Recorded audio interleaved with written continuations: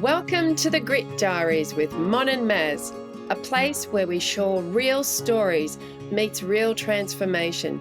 Each episode, we share the journeys of everyday people who's faced life's hardest moments and found their way to hope, healing, and purpose. May their courage inspire you and in the world around you. Let's get inspired. Hey audience, you are about to hear one of the most inspiring speakers that I have ever spoken to, Stephenie Rodriguez. You're listening to Grit Diaries, From Grit to Grace with Mon and Maz. And Stephenie, you're in for a ride of your life. My goodness, so many lessons out of her story today that will totally inspire you. She describes herself as the Marla of malaria. She suffered as a double amputee.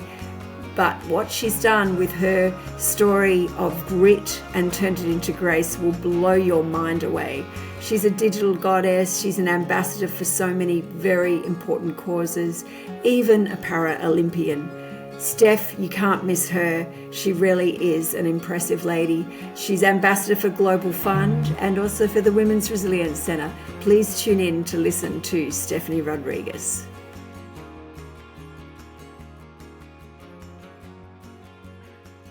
Welcome to Kintsugi Heroes and Radio Northern Beaches. I just want to say I don't know how lucky I am really, because I've got Stephenie Rodriguez here. Maz, welcome. Lovely to see you again. And this is Grit Diaries, Grit to Grace. And we are so fortunate today, aren't we, Maz? This is going to be an absolute treat for everybody. Lots to lean in here today and lots to learn. Yeah, we have Stephenie Rodriguez, who is, in my mind, a resilience warrior. And I was lucky enough to meet Steph about 4 years ago as the Women's Resilience Centre had just begun. And we are so grateful to have Stephenie Rodriguez as an ambassador for our centre. But she has done so much in her life. And she is an absolute advocate for innovation around technology. She's part of the Women in Tech Global Network. She founded an incredible app for keeping women safe called WandaSafe. And she's been keynote speaker, a TEDx speaker, an ambassador for the Global Fund organization. She is a digital goddess and an architect and an award-winning digital marketer. There's so much to you, Steph, and I just want to thank you for investing a bit of time with us. Oh, it's wonderful to be here. Yeah, so wonderful. So why don't we hear a little bit about you? You've had the most incredible journey at a resilience level. And I know you so well, but I was reading again all your articles and thinking about, the very cause and what happened to you going to Africa for the cause of women with WandaSafe. And yeah, I'll leave it to you to share a little bit about your story. Oh, thank you. Well, the first thing is, I'm on a mission to impact 1 billion lives.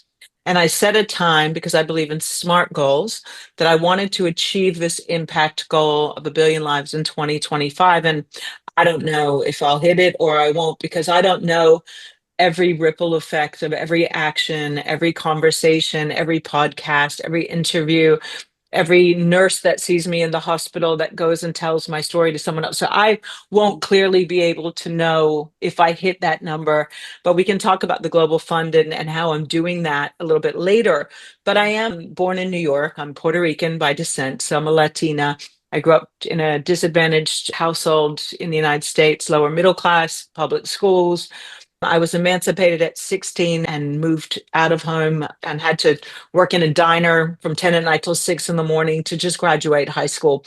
So I started fighting for my life very early and really had no choice but to navigate through an adult system and make really good decisions. Like I went to Job Corps in America, which is really, they take young kids who otherwise might go into detention centers and put them into universities and programs and do job education when I was 18. I chose uni and went off to university and studied business, but I always had a passion for technology. And that led to me, working in marketing, working in sales, working in business, and then having this innate curiosity. I met my ex-husband in 97 in Los Angeles, who was from Adelaide, and he brought me to Australia in 1997.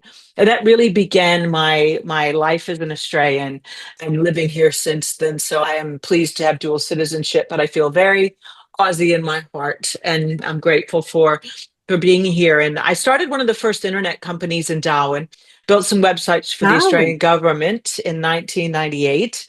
I was hired by CMGI out of Boston and went and worked in the tech bubble in 2000. So, as we say in the land of hip hop, I'm an OG of tech, having been in it for 25 years, working yeah. in the bubble, working, watching things evolve. And I'm really passionate about being a solutions architect, which allows me to see business problems and real world solutions, or what we have now and what we can do in the future, and bring it all together.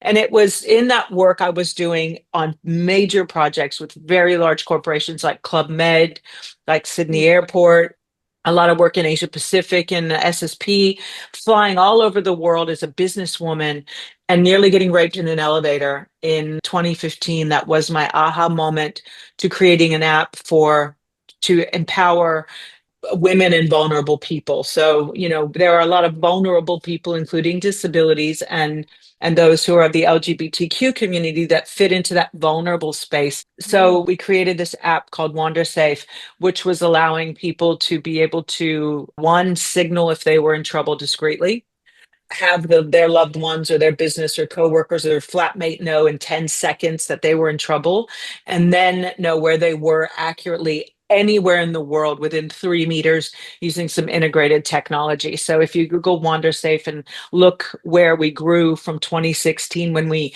founded the company to what we delivered and built, I then developed a small device that was a personal safety device. I drew it with the help of a retired CIA safety officer, which was to allow to deflect and reduce physical harm such as rape or robbing or any of these like physical harassment outside the home 87%, by having a light, sound, strobe, and a USB button, an SOS button that would trigger the app.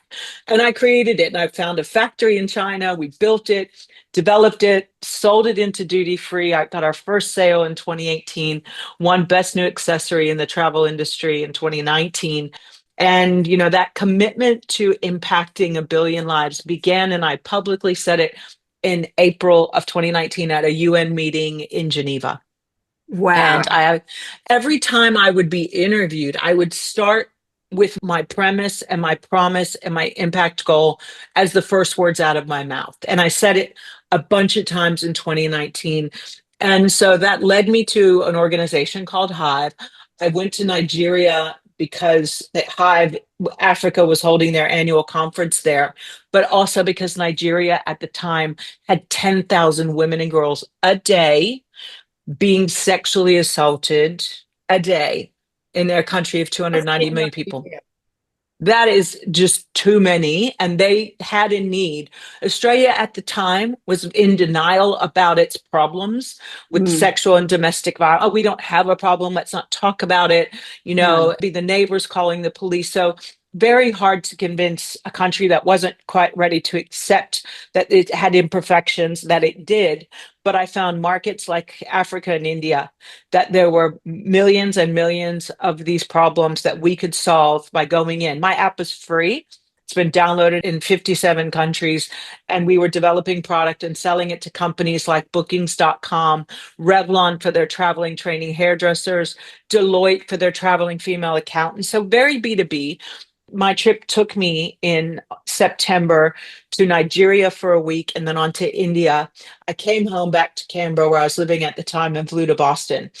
And exactly 2 weeks to the day from my very last speaking engagement in Nigeria, I was in the Boston airport with my best friend Liz, and I had a seizure and became unconscious just 1 hour before I was to board the flight from Boston to Sydney and LA, Sydney.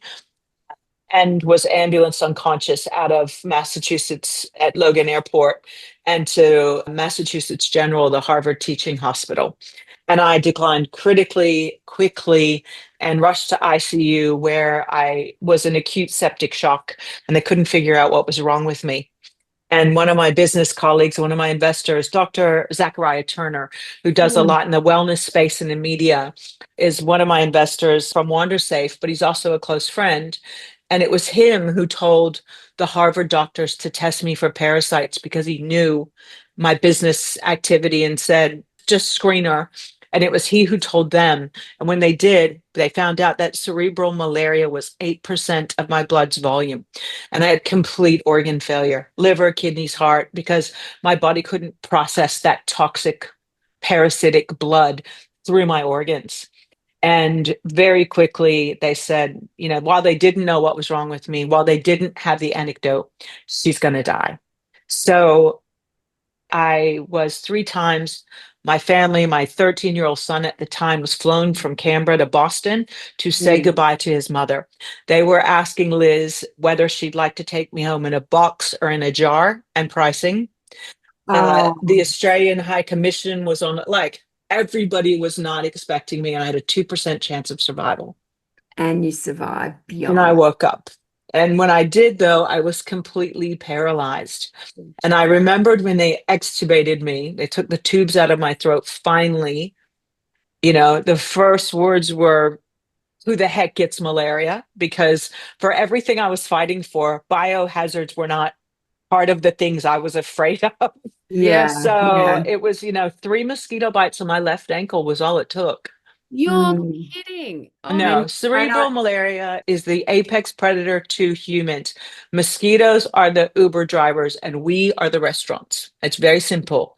A child dies under the age of 5 every minute from malaria in the world and continues to. And that's just under 5 mortality rate. Not adults, not everybody else, but just kids under the age of 5, a minute, one every minute. And we haven't done enough to eradicate malaria. And I didn't, a lot of people go, really, malaria can do that? Well, yeah. And we're very uninformed because those who are most widely impacted by malaria are those people versus us in Western societies that have fly screens, quite simply.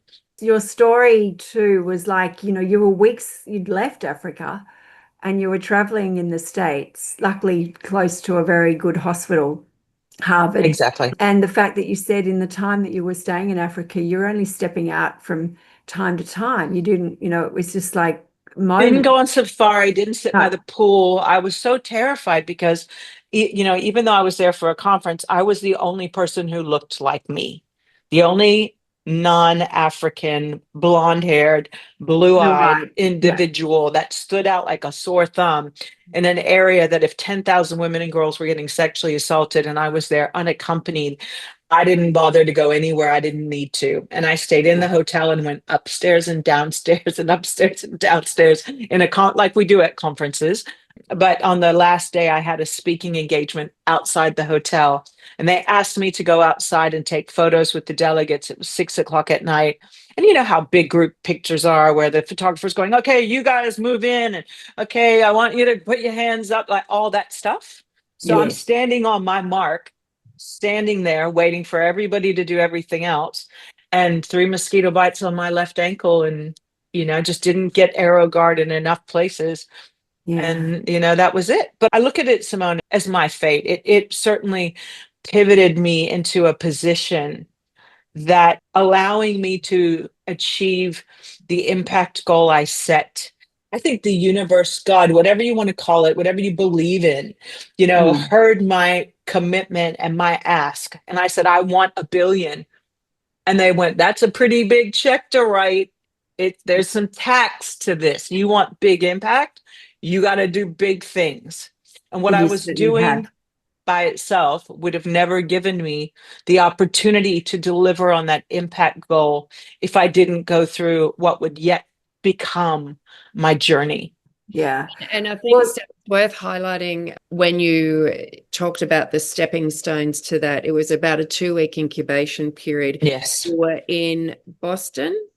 So you were near the university hospital. Had you got on that flight, you wouldn't be here No, because it game over. my heart would have exploded upon pressurization. So given that it didn't happen prior, it happened right when it did. An hour before you're about to board the plane, you're actually at the airport. We could see the plane. We saw our luggage being going up the conveyor belt to the plane. Wow. Like the nick of time, if you would.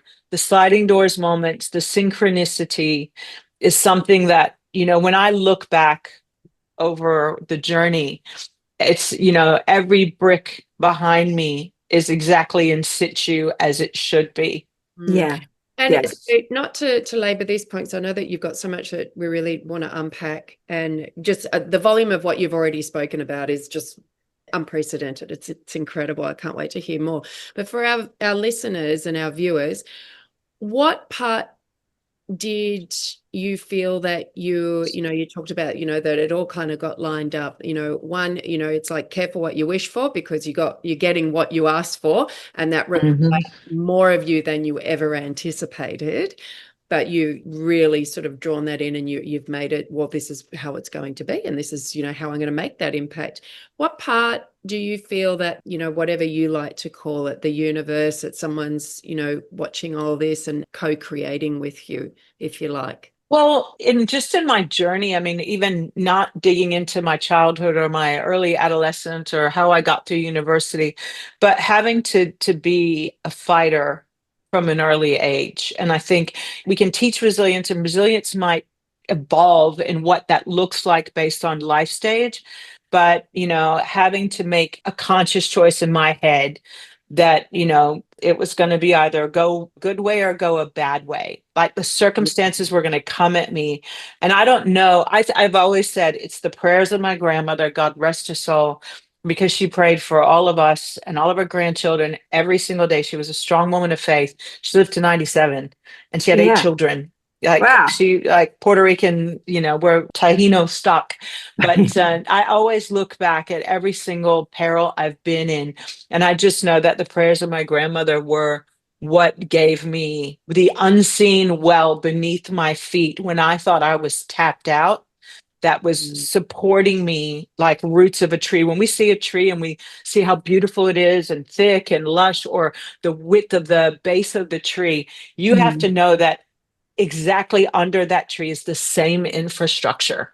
It is not topical, and trees are great teachers, and I refer to trees a lot in my philosophy of life. But when we look at trees and we see, how strong the trunk of a tree is or how it's prospering or thriving, we have to realize that there is equally that ecosystem in the unseen, not all that we see. So when I think about where were my roots, where was my sustenance, where was my strength, I have to believe that that was coming from places that were not purely in my control.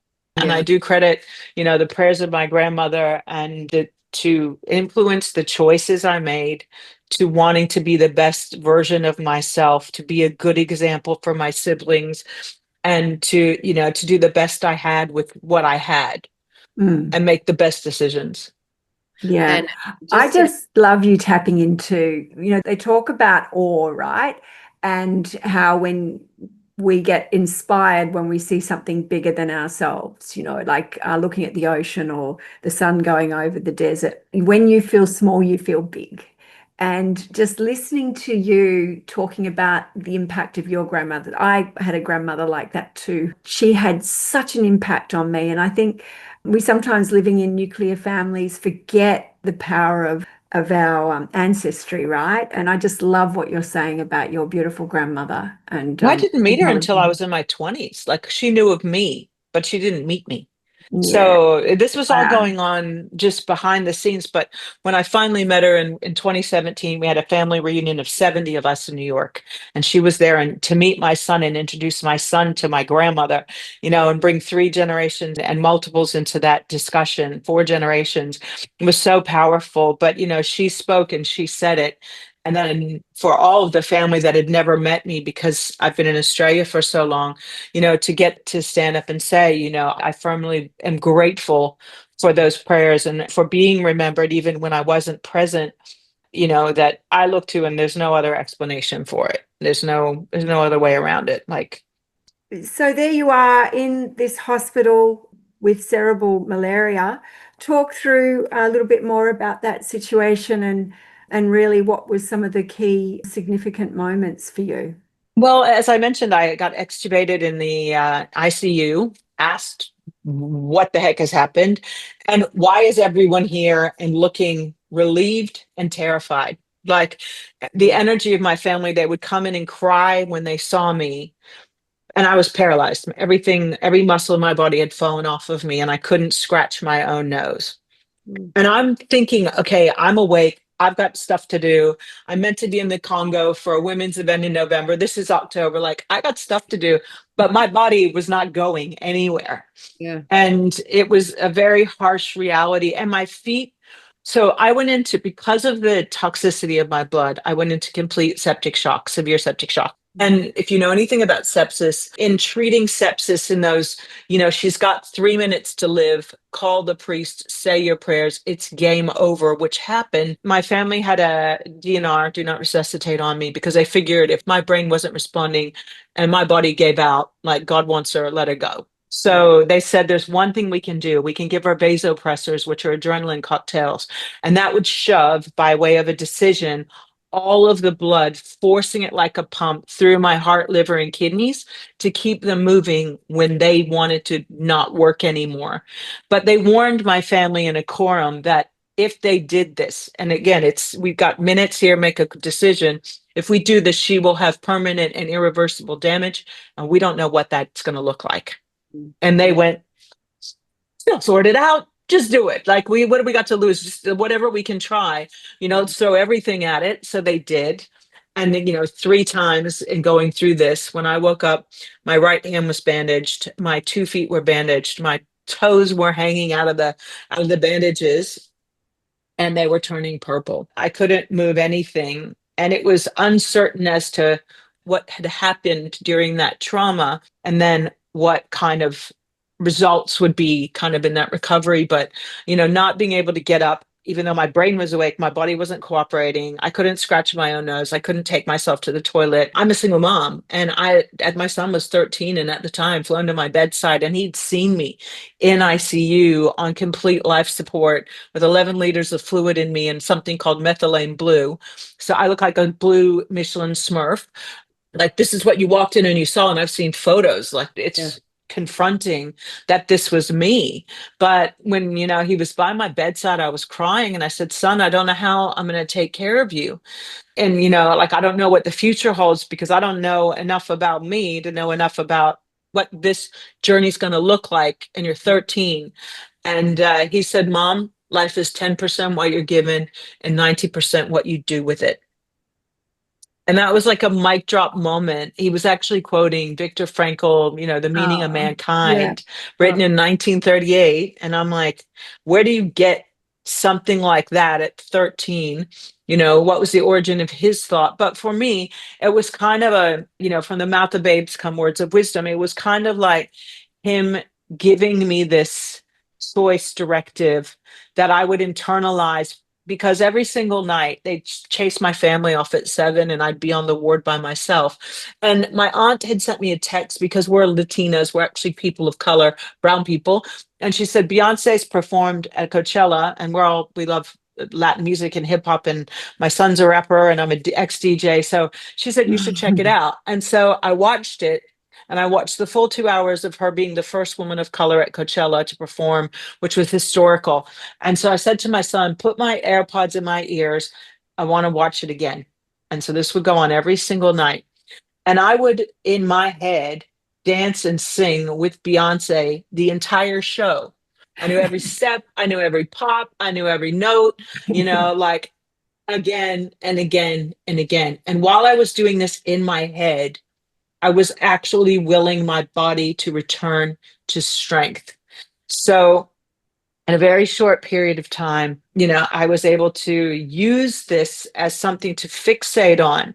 But really, in saying this about, what it was going to take for me to get to a place that I felt I would love myself enough, because I have a TEDx talk, and I hope you share the link in this, but that, I talk about how I hadn't been a great person of self-care in my entire life. I'd been a fighter, I'd been a soldier, but I didn't fight for myself enough. And I allowed people, situations to take advantage of me, to put me in very disadvantaged positions that had I have loved myself enough and honored myself, I would have made different choices. And here I was lying on my back with tubes in my body to handle every bodily function. I had zero agency, Simone. I had zero. And in order to want to get out of that bed and commit to doing whatever it was going to take, whether it was every night working out with Beyonce as my personal life coach virtually in my ears, which is basically what happened. But I had to go back in my head, go back in the past, reconcile, apologize, forgive myself, get through the shame, and make a new decision as to what I was going to do moving forward. In the documentary, she sings a song called Sorry. And, there's a verse at the end of the song that talks about her being her own best friend. She's like, you did this to me, now I'm doing this, but, I'm not making apologies anymore Yeah. for being my true and authentic self. No. And Yeah. that hit so home for me Mm. that, that was what I had to do in that reconciliation to making the choice. And, Mm. I called a woman who's very spiritual, is Jamaican in Miami. And when I was from the hospital, I told her about it. And she said, Steph, I can only tell you this. She said, where you are at, you are on a bridge. The universe builds us bridges to take us where we need to be. The divine takes us on a pathway to being where we need to be. It does not work against us. We may not see what and why. So she said, you may be on the Sydney Harbor Bridge, the Chesapeake Bay Bridge, or on an Indiana Jones bridge in the middle of Africa that's made of wood and rope, and it's missing planks. And you can't see the alligators through the fog and how far down it goes and what you are walking over. So what trials would befall you on that bridge? She goes, I cannot tell you. I can't tell you how long the bridge is, but I can tell you when you get to the other side, you have clarity, and that you will know what you went through was to serve you so that you could self-actualize as you're meant to in this lifetime. Yes. And that stuck with me so profound. I was Yes. on a bridge, Yes. and sometimes it was smoother than others. There was a lot of Indiana Jones going on during COVID, being locked up. I mean, to date, Mom, I've had like more than 550 nights in the hospital and 53 procedures, including the one I had last week, Yes. and losing both of my feet in 2021, becoming a bilateral amputee, becoming permanently disabled at 50. That's life-changing stuff in addition to all my missions and visions and how I wanted to change the world. Yeah. Joining the disabled community has been something that has also been, a really powerful twist of the story that I hadn't been expecting, but would be a result of not being able to fix what the damage of those drugs had on my body to save my life. They actually are my reason for needing to have my amputations, lose both of my feet because they were dead. And now I suffer from dead bones.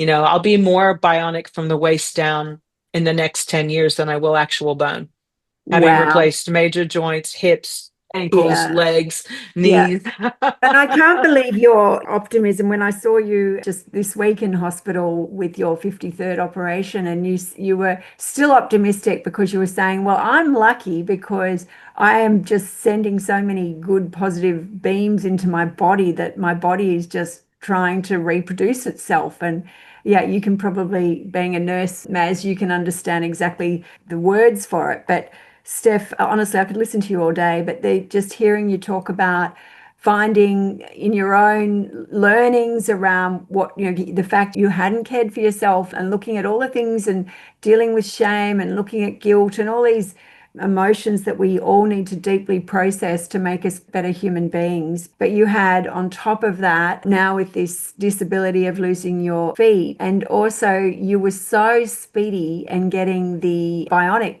feet like that. I think that's record as well. I know my brother was a double amputee above the knee, and he could just never, embrace the technology like you have. when I got into the NDIS program, and we also reached an impasse after 38 surgeries on my feet and being hospitalized during COVID extensively, like months at a time with no visitors. That was probably the second hardest part, was the isolation piece. But you do a lot of thinking when you're by yourself. When the world is quiet and you are, stripped of all of our niceties, the comfort of our home, our friends, the busyness we have on getting dinner, picking up the dry cleaning, like how we stay mentally busy, somebody's birthday, you're just sitting there. And I know everyone was equally learning their new normal during COVID, but their new normal was very different than mine because I couldn't get out of bed. I Yeah. couldn't leave the room. There was no one coming to see me. There was no change of routine. So every day was Groundhog Day. And, how I got through it was every single morning I'd get up and there were 38 affirmations that I had. And I'd start my day by a notebook and write all 38 of them out.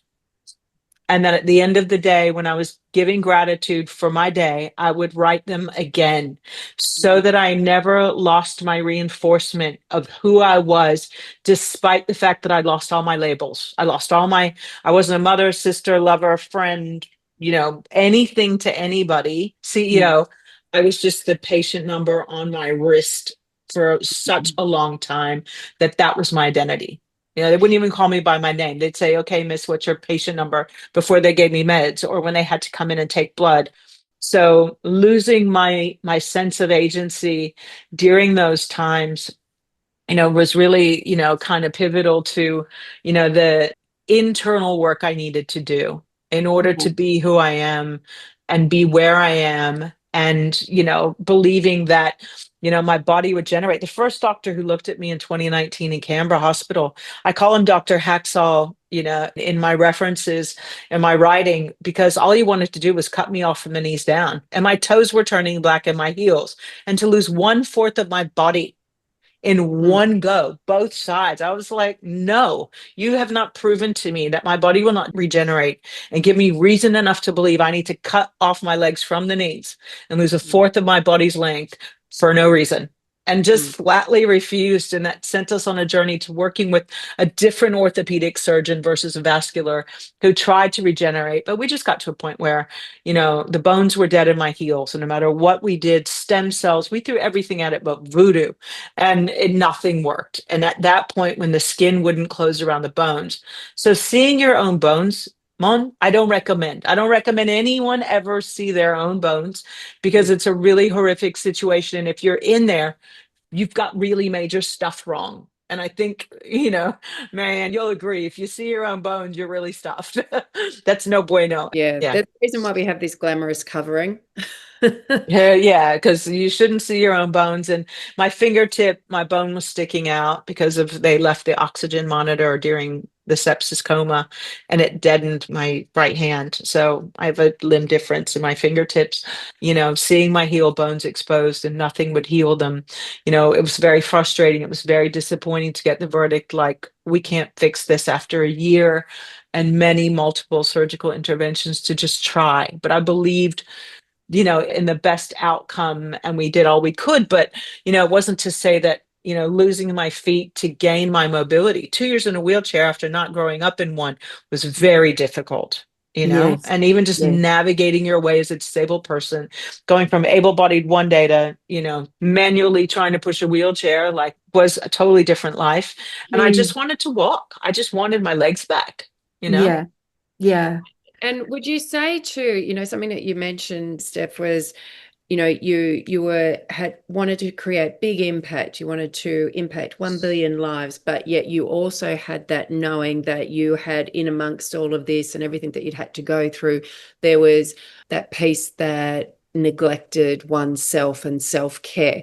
And didn't this, when you were talking, for me, I was hearing everything got stripped right back, like literally stripped back, like even on a physical sense, things were being stripped back. And it's like, you can do all this, but the missing piece is that permission to love yourself, permission to pour into yourself, permission to forgive yourself. I don't know. And when I hear you talk, it is, you are a woman on fire. You are a woman that was just, you are doing the inner work so that what you're taking out into the world is 10 billion times more powerful.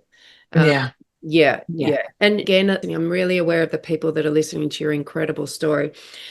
When you talked briefly about having a challenged childhood and having to fight from a young age, that what they're witnessing through listening to you and watching you is a woman that has just, I've had the same challenges as you, but yet I have chosen to just, I'm on a mission. But along the way, you've also been gifted in a really difficult way to harness back that component of self-love and self-care, and really sort of having that while you're also out in the world. Well, it was the conversation that I think, Mon and I were having in hospital the other day, because the nurses, everyone's very curious about me because I have such a unique situation. I'm the first bilateral osteointegrated female amputee in Australia. So if you see me, you see me, and you can't mistake. There's not another one. Wasn't like me at the time. There's another woman now in Sydney who is a bilateral above ankle osteointegrated amputee.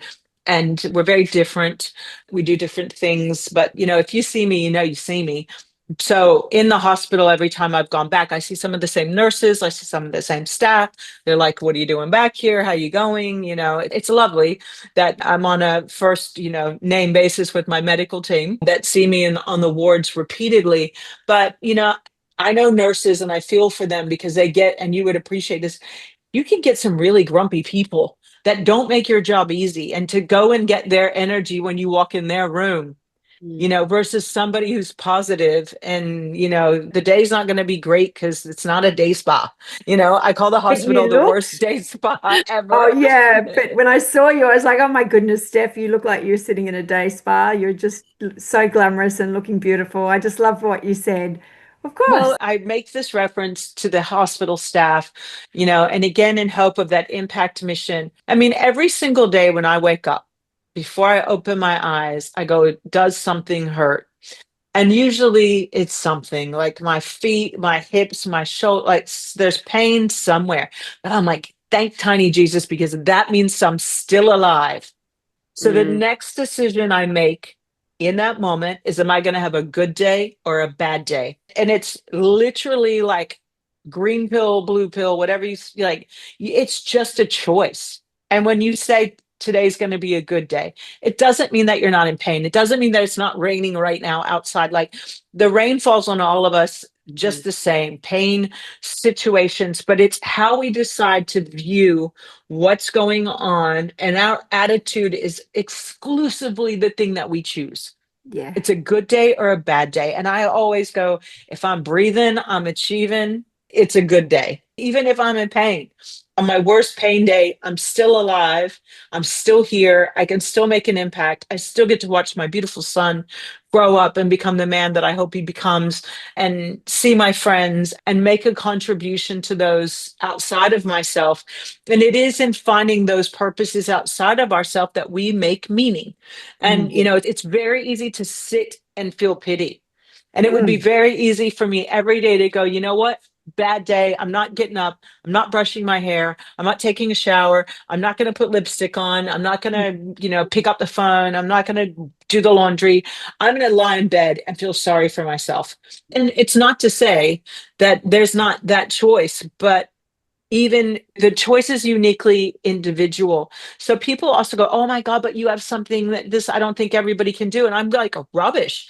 I don't believe that. I believe that we all have the ability to choose our mental outcome. And we choose. And if you choose to have a bad day, I promise you, you will.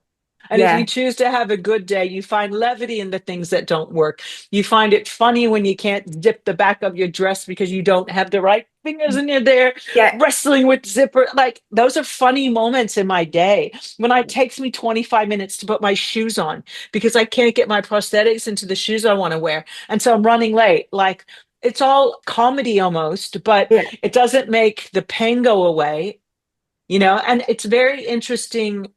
Unconscious bias. And I think, Simone, we were talking about this as well, based on looks. And I get people who come up to me in supermarkets and public places or in airports when I'm in a wheelchair going to the plane, and they go, oh my God, you're so beautiful. And I tell you what, the only thing that has changed about me is below the ankle. That's Mm. it. Like changing your shoes. And when you go from heels to flats, no one comes up to you and goes, "Oh my God, you look remarkable."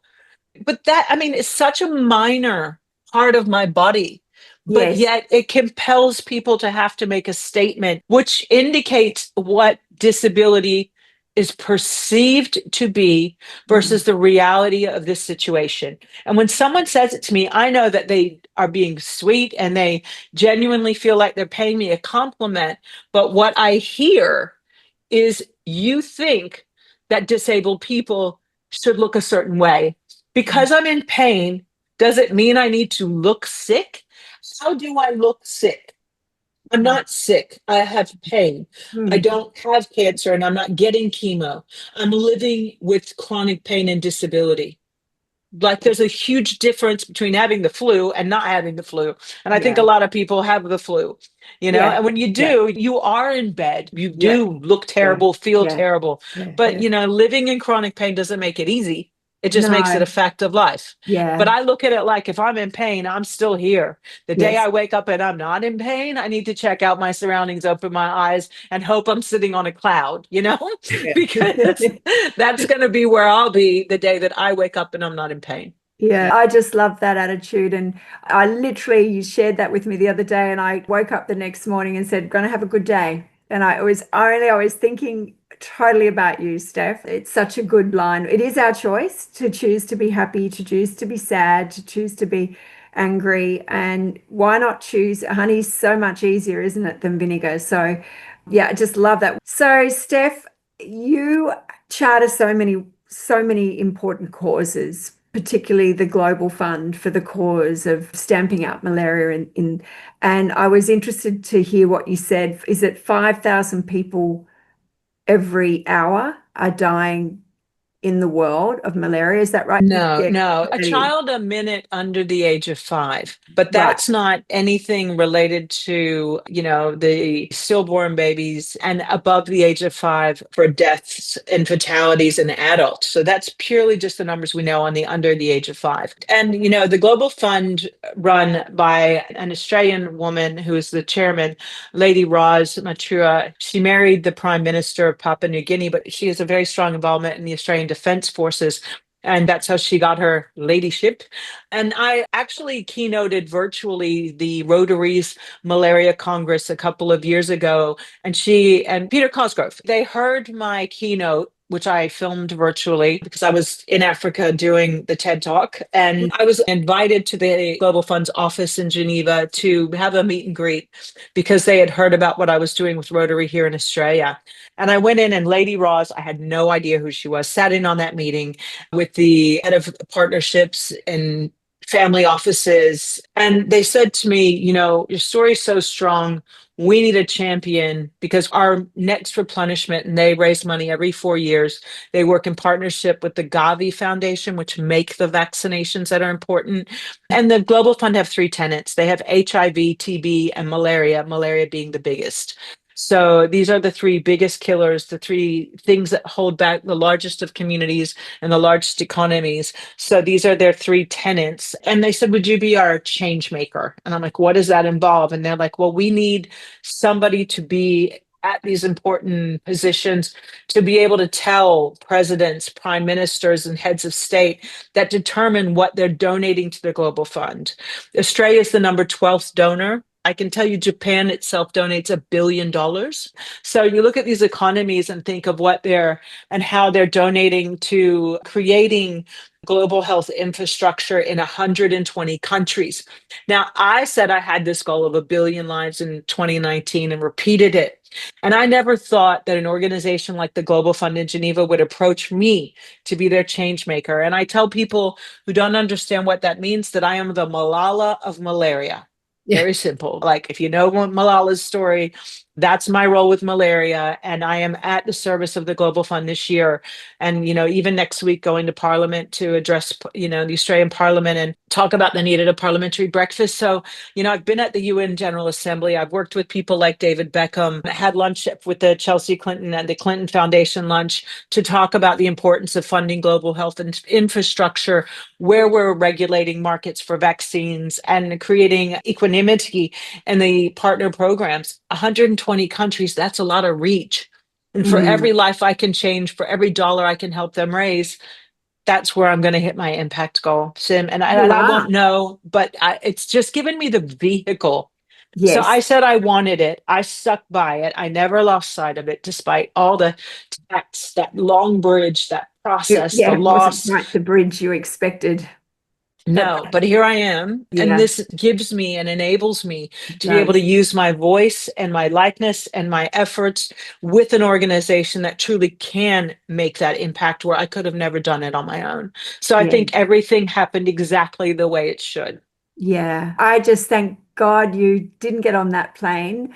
And yeah, you are such an incredible ambassador, the Malala of malaria. Just to sort of wrap up, insights listeners listening to your story, what other little gold insight and nuggets of wisdom, the time you've had on your own? I mean, I say that, loneliness is absence of self and solitude is presence of self. And you've got that presence of self. You're just, because you've done so much deep work and you are forced to do the deep work. Acknowledging the impact of your ancestry is amazing as well.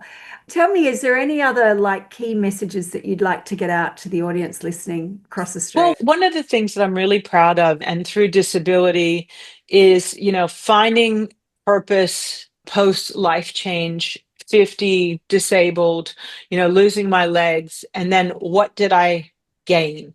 And through a random email newsletter in 2021 from the NDIS, that I receive as a client of the program, we want to start a parafencing program in New South Wales. And this was 2021. And Australia is very excited about 2032 and hosting the Olympics and the Paralympics. And there are a lot of sports that are in the Paralympics that Australia didn't yet have established to prepare us to be having representation in 2032. Parafencing happened to be that. So for me, when I read that line in the newsletter, I'm like, fencing sounds kind of cool. The outfits look good. Yeah, I could just see myself, they had you at the dressed in You look good in white. exactly like white's flattering. Yeah. So I emailed the email address, went along, expected to walk into a gym and find my people, find a community of disabled people that were there, not because they were in the hospital, but there because they were working on a common goal of doing something, exercise and to socialize in the disabled community. And I walked in, or rolled in rather, well, walked. And I said, "Where's everybody at?" And she said, "Well, you're the first." So after 3 lessons, she said to me, "Would you consider representing your country?" And I was like, not an athlete. I'm a businesswoman. And, and she said, "No, you're really naturally very good at this. And if you chose to, you could." And she didn't know because she was raising a very honest question about, was I committed to the program or did I just want to do it recreationally? And, was it, how we would go about this? And I said, yeah, if I had the ability to rehabilitate my body, to get back up and walk and to do all of these things under 4 years' time, when I said, yes, I will represent Australia, I took it to heart and I did everything I could to, to infect others through my prosthetist, to tell other people on my social media, hey, Australia's a parafencing program, recruit team members like on my own and through programs. So we actually managed to pull new people in, and I'm the first Australian female to parafence for the country since 1968 internationally. Yay. I'm ranked Century. 37th of 74 in, active parafencers in the world. And I did it in 2 years. Did a run up for the Paralympics, but I'm really proud to be the cornerstone of the program, that we now have the first competing young lady who's 13 years old who will compete in the World Ability Sport Games alongside of me in Indonesia next month. And to see Australia build a program in a sport that you can do at whatever age. And, ageism is really something, but to know that I helped to create a program. So in 2038, when Matilda is, 18 plus and has been fencing for 9 years, she'll take gold, and I'll know that I had something to do with her being there to give her a role model to look up to say anything is possible. So I really am, I'm very proud, because that fighter in me that I never knew is now manifesting in different ways. I never saw myself as having the potential to be a competing para athlete. And here I am now, looking forward to 2028 and competing and earning a spot in the Paralympics, and I'll be in my late 50s, but you're Yeah. never too old to learn Go a new girl. trick. You're never too old Yeah. to learn a new trick. Yeah. And I'm excited to see the program prosper, because I was brave enough to follow a challenge. And, Yeah. again, my coach had no idea what she was asking me when she asked me that, but she certainly saw that I was very, very serious. And if I said yes, I was going to deliver. Of So, course, when you say yes, no matter what. yeah. And I think too, you talked about possibly commentary down the track too in the Paralympics, and you've certainly got that gift. I hope that all of that goes in that way after all the bridges that you've had to cross. Steph, thank you so much for all of what you do, the service you give to so many. You give so much to the Women's Resilience. So you don't think so, but you do. Every time I ask you to do anything, you're there, you're supporting, you're rallying. Helping women stepping out of domestic violence is another one of your causes. And I think the fact that you are supporting because you see the importance of recovery. And if we do not repair, we will repeat. And it's so important to do the deep work. And so it's just such an honor to have you as an ambassador for the Women's Resilience Centre as well. You're just an absolute light example of someone that's actually gone through more than most in this lifetime, and just how you have pivoted it all around. And it's taken work.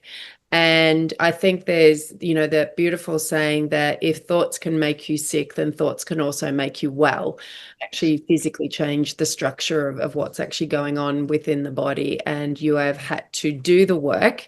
Do you feel that you're on the other side of that bridge, or you feel that you're some way within the bridge still? My health, and because of the impact of surviving a near-death experience, and I said this to Sim in the hospital room the other day. I mean, I've had 53 procedures. I need a full hip replacement. I'm going to need my knees replaced, and God knows what else, because it's always a surprise to find, because malaria went through my entire vascular system.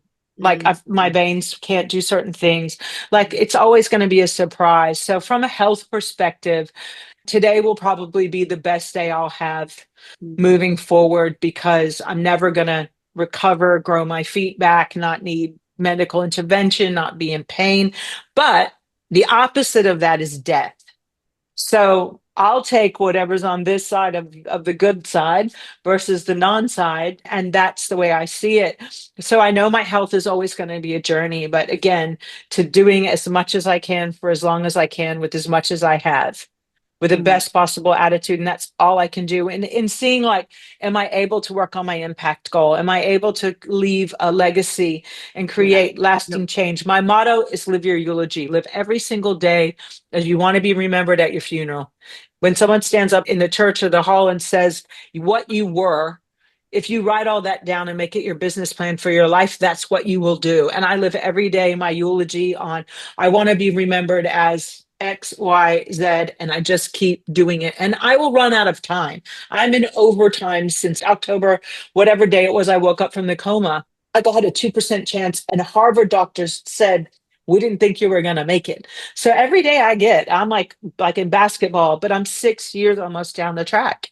So if I get 10, I'll be super grateful, but I don't know. And that's the unknown, but I'm going to do as much as I can for as long as I can with all that I have, with the best attitude possible. And when my time is over, I say death is going to have to, one, catch me, and it's going to have to be a better fencer, because we're going to fight for it. Even if I'm 90, it better be able to catch me and be a better fencer, because we're not going down without a fight. And, I will have lived and leave the legacy I want for my son and for my community and the people I serve. And if that's what I'm doing, then when my time has come, it's my time, but I'm going to use my time. I would just love to bottle that mindset, and we'd be all very rich, wouldn't we, Maz? Bottle Steph's mindset and share it out across the planet. That's what we need to do. But thank you so much for your time. You rock, and you really are a resilience warrior and the miler of malaria. I like that. That's my new extra title about you. So thank you so much, Steph, for your time. Oh, thank you very much for having me. And, people can follow me at Digital Goddess with 1D and Goddess on Instagram. So they can follow my journey through fencing, through life, and hopefully be inspired by the content that we share in the day-to-day of somebody who has, seen recovery and hopes to be victorious through it. Being on here, you're going to be impacting even more lives. So really appreciate your time, and I'll be replaying this. This will be a little bit of my Beyonce, what it was to you. So thank you so much. You're welcome. Thanks, guys. Thank you, Steph. Thank you for joining us on the Grit Diaries, From Grit to Grace. If today's story has moved you, share it with someone who needs a little hope. Remember, from grit, we can find grace, and from grace, we can find inspiration. Until next time, look for the joy, keep safe, stay grounded, and never forget that there is a strength within your own story. Take care.